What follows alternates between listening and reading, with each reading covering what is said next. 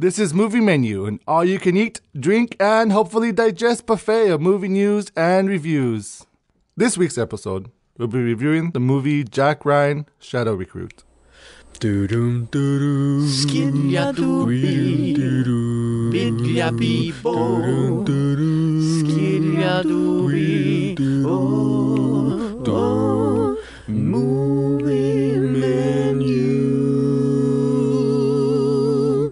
Hello, ladies and gents. I am your host, Dan the Man Munoz.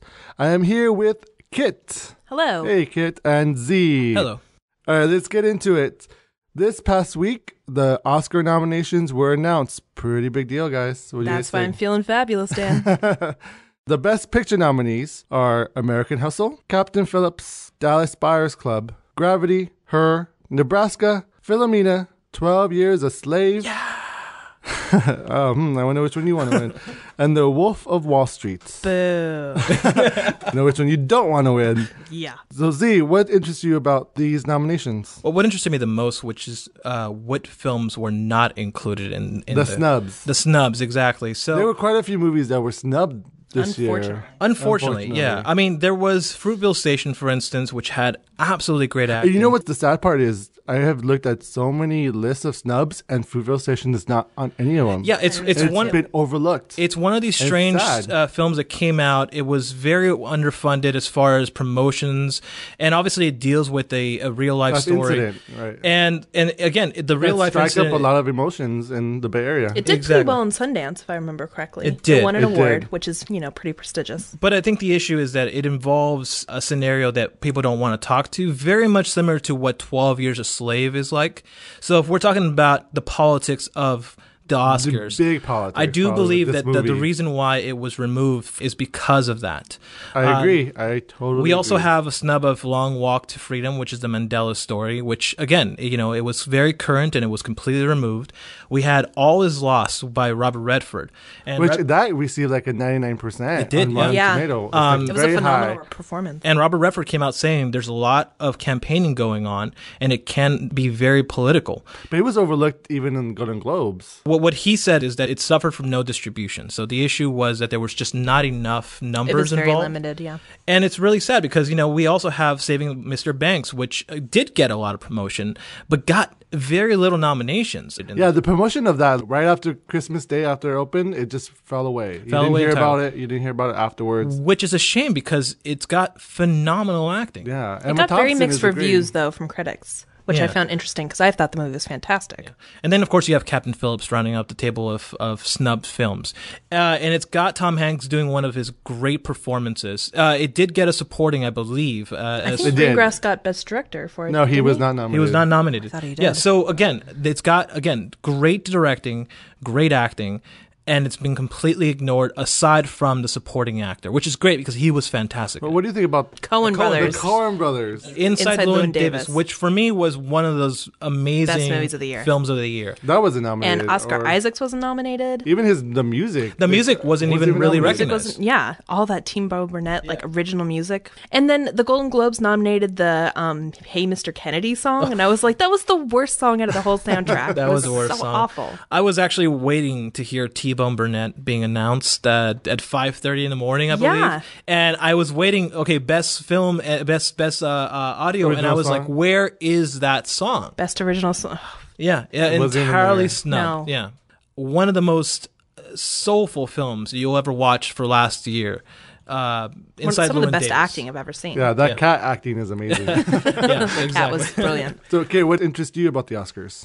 Well, I love the Oscars, but I love horrible films more. So I would like to talk about the Razzies. Our favorite Razzies. Yay! Very excited about the Razzies this year. Adam Sandler There's a is nice leading the pack selection. with 12 nominations. 12 nominations. 12. 12 nominations. Wow. You must think of what Adam Sandler thinks about his career if he's nominated 12 times. You know what I know he thinks? Money. That's exactly what Lots he's of thinking. money. That is Yeah. exactly So what what he's were the thinking. nominations for him? Well, for the first time in Razzies history, all 5 Worst Picture nominations are also up for Worst Director, Worst Screenplay, and Worst Screen Ensemble. That's impressive. Oh, wow. That's Adam Sandler? No, just in general. Oh, geez. He's like, wow, he does everything. Yeah. and he's Adam bad at it. Sandler. Adam Sandler's leading the pack with Jack and Jill, which received 12 nods, becoming the only fourth film in Tacky Trophy. It's called Tacky Trophies. History to get more dings than awards have categories. Okay, so the worst pictures for this year are After Earth, which was terrible. It wasn't that bad. Yes, it was. I don't know, M. Night, I refuse. I'm sorry. Jaden Smith, I refuse. That's true. Jaden Smith is terrible. Grown Ups 2, The Lone Ranger, I like which I part saw one. and I I like didn't Grown Ups. mind. Medea Christmas, We all know what we thought of and that. Tyler Perry's also up for Worst Actress Award for that movie. Oh, Which that's is so unfair. awesome. That is so unfair. And movie He's a- 43. Of course. Yes. Which I think got one of the lowest ratings of last year. It was well deserved, though. And then Johnny Depp is up for his first Razzie ever for Lone Ranger. Which Well is deserved. well deserved, yeah. Yeah, it was. After years of trying to tell people he's one of the worst actors, he's finally recognized. I'm surprised he didn't get one for The Tourist.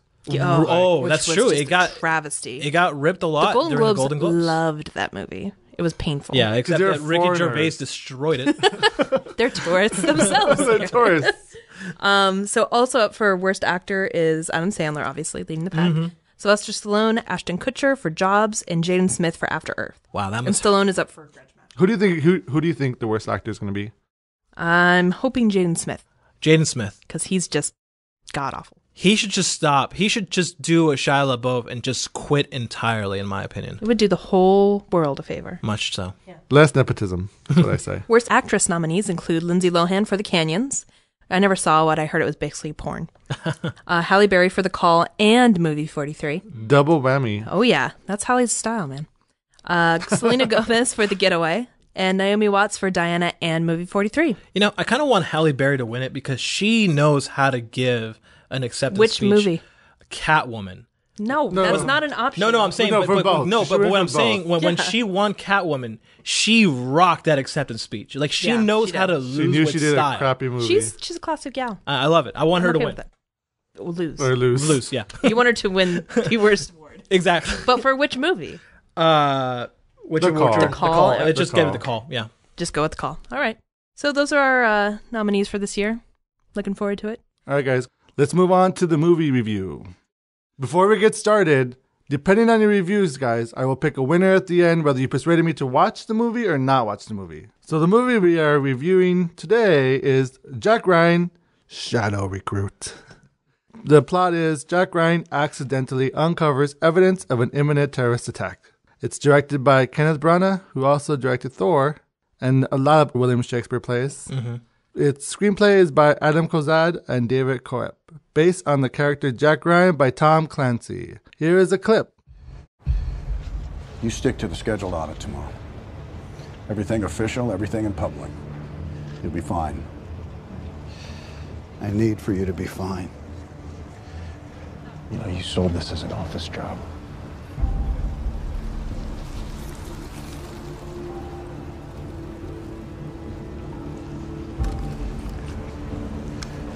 You're not just an analyst anymore.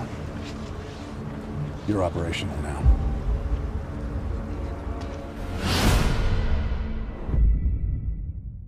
So this movie stars Chris Pine as Jack Ryan, the return of Kevin Costner, Keira Knightley, and Kenneth Branagh himself.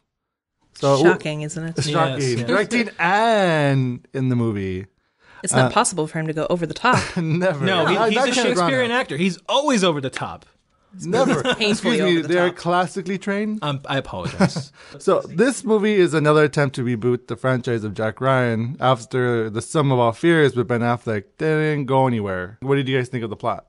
It's an original story Yeah, too. yeah, It's yeah. not a Tom Clancy novel like the rest of It's the not. No, it's but not it- based on any single book. But it Right. was It's his. his It was his own last original story. movie. It was yeah, his it's last like story. his origin story. Yeah. First of all, they gave his name away, John Patrick Ryan. So it's not actually Jack Ryan. That comes a little bit later. He has to earn He's his got name. Yeah, That's exactly. right. Once he gets shot down in a helicopter, that's when he becomes Jack Ryan, which is really, really He was strange. in the military, and then he got shot down. Yeah. Side But note. basically, it is definitely a Kenneth Branagh movie. It is over the top and campy. And the story Incredibly so. now the story is really fun because it's based off of Napoleon's Waterloo, which is classic Branagh. Like you give Branagh this story, and you're like, I want to make a CIA agent. I have to class it up. Well, it's funny because the movie is so campy. Originally, who was attached to the film was Sam Raimi. That's right. Can you imagine who would be the more campier, Sam Raimi or Kenneth Yeah, Sam Branagh? Raimi would Tobey have Maguire. more fun with it.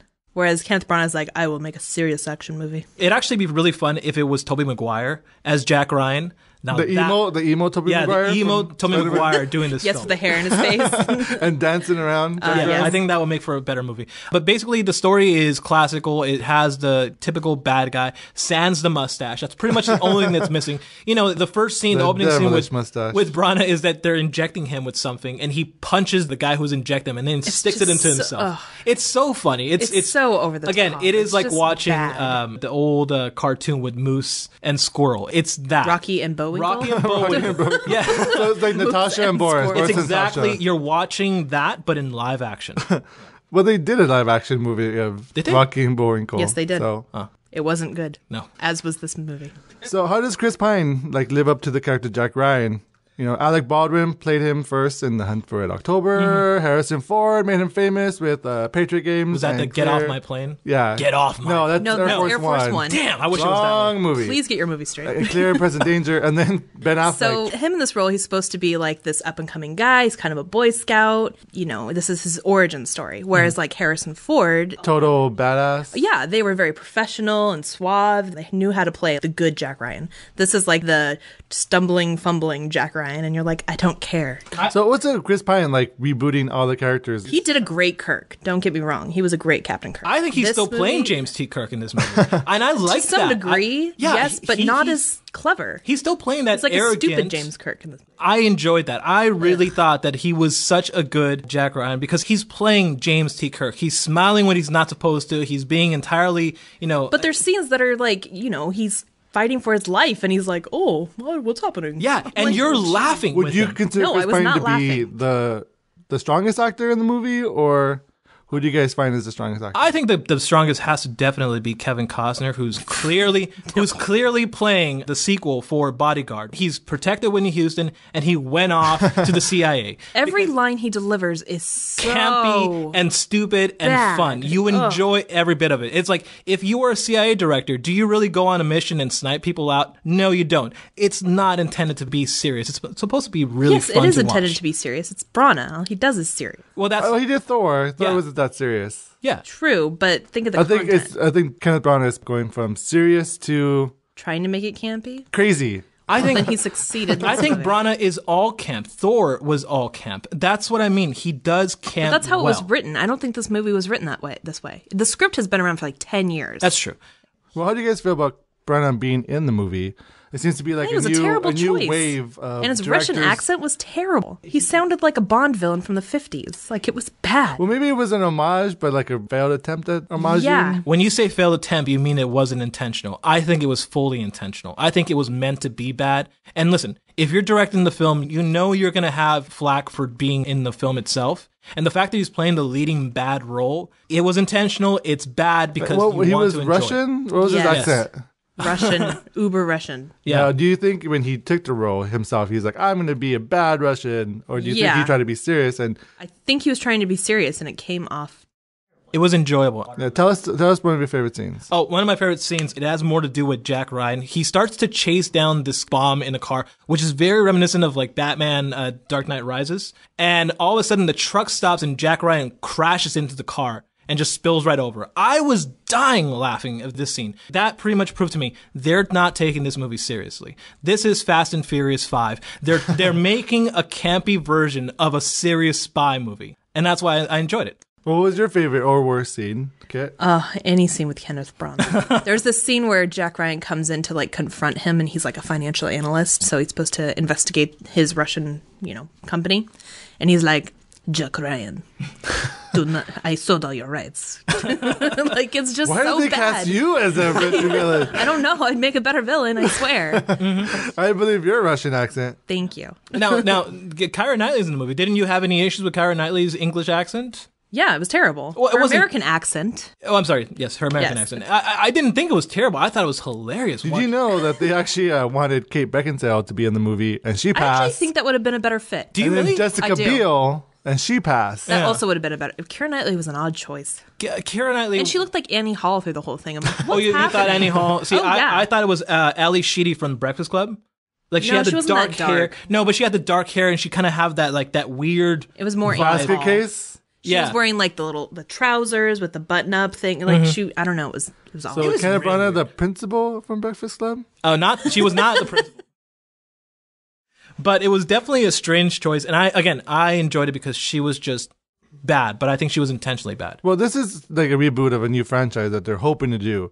You think he'll survive like James Bond, Bourne Identity, No. Mission Impossible styles of movies? Okay, so you have the reboot of James Bond, and the James Bond films, again, if you go back and watch it, they are this film.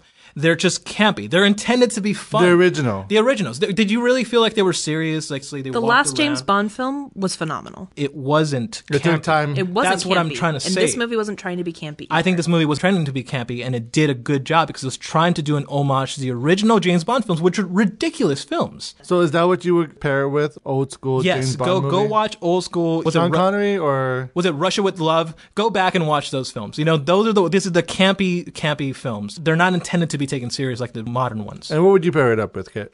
The Hunt for Red October. Oh, okay. Watch an so the actual good original. Jack Ryan movie. Yeah, that's what I would lean toward.